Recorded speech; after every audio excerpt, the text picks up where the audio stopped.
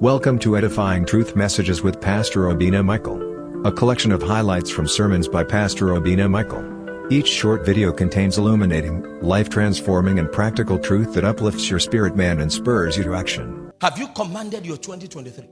Have you told 2023 the kind of sales you want to be having? Have you spoken to each month and tell the month that this is the kind of client and space that I want? Have you shaken out the evil out of each month?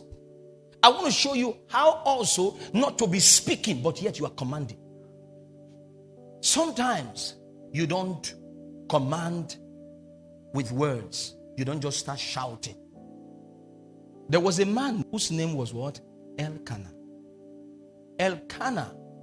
Anytime you're reading the Bible and you find El is God. Elkanah. Kana means obtained or created. So it means God created or God obtained. Which means this guy was actually obtained from the Lord. His name was called Elkanah.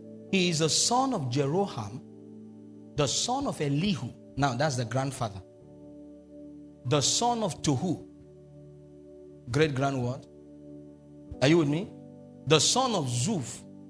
Great grand. And he's from what? Ephraim. Are you with me now? Now, this guy, Elkanah, was the father of Prophet Samuel. Verse 2 tells us something. I want to show you how to command. And he had 2 wives.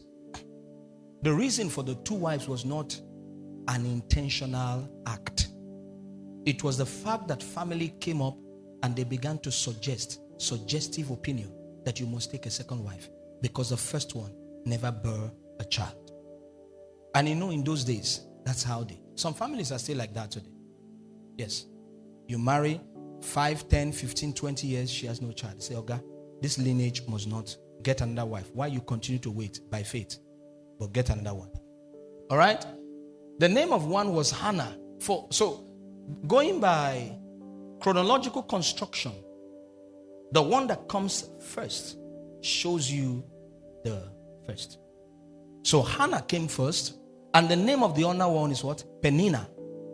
And Peninnah had children, but Hannah had no children. I want to show you, in Job, he says, have you commanded your what? Morning. Have you told the day spring where to stay? So now there's something we get from here.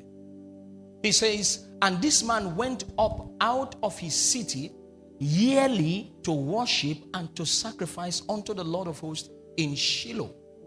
And the 2 sons of Eli, Hophni and Phinehas, the priest of the Lord, were there. This is where the title of the message came from. The yearly worship and sacrifice. There are things that when you study the scriptures, you will not see as a command, but they came as a practice of certain individual that walked with them over time. And by that thing, they gained victory and success in God. One of them is this. There is no place in the scriptures where you will read and you will find where it says, and thou shalt observe a yearly sacrifice and worship. There is no such thing. But this guy, by his name alone, God obtained, meaning that I was obtained from the Lord, coined out a principle by which he will live his life. And that principle is that every year, the way I open up the year and command the year to align for me is to have what I call a yearly worship and sacrifice. That he would take all his household and go with them to the place where they observe this yearly worship and yearly what? Sacrifice. This is how this man had learned to command his year and put it in the right place. Meaning that if a man by faith would tap into the ordinances that Elkanah, God obtained, that means if you ever want to obtain things from the Lord, then you have to follow the principle of the man who obtained it. That no man obtains things from the Lord that there shall be no Elkanah in your life, God obtained without following the principles of Elkanah.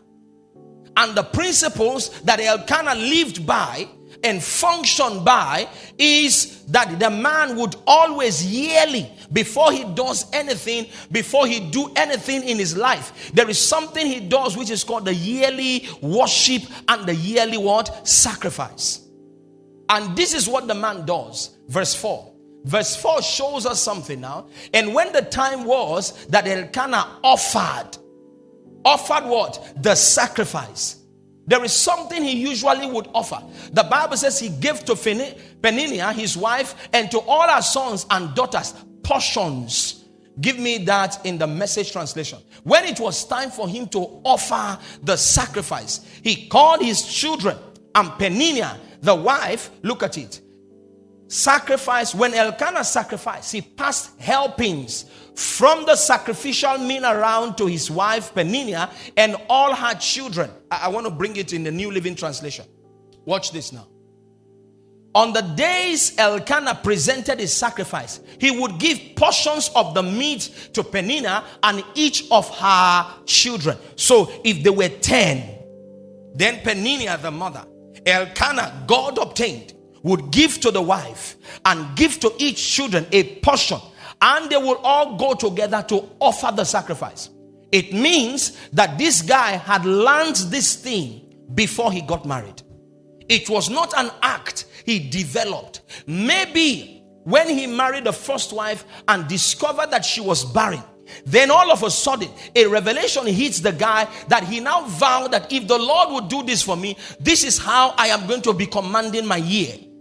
We never knew what happened. But what we know was that if this guy's name means God obtained, and you are ever going to obtain things from the spirit realm, then you must function by the principle of having to order your year, command your year by doing what he does, which is you must have in your privacy a yearly sacrifice and worship, and you must never miss it.